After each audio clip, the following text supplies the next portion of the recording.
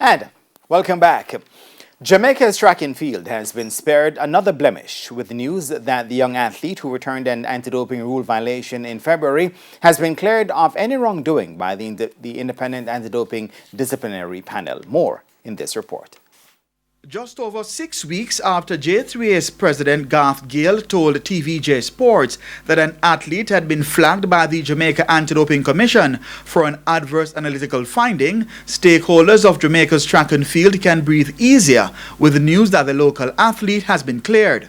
TVJ Sports sources have revealed that the youngster, whose name has not been disclosed, was cleared at an in-camera hearing on Tuesday, April 6, where their attorneys Dr. Lloyd Barnett and Gard McGrath made a no-case submission before the independent anti-doping disciplinary panel. Dr. Barnett revealed that the quantity of the banned substance Zeranol, which was found in the athlete's urine sample, was at a level in keeping with contaminated meat, as per a water technical report which took effect on the 1st of January 2021.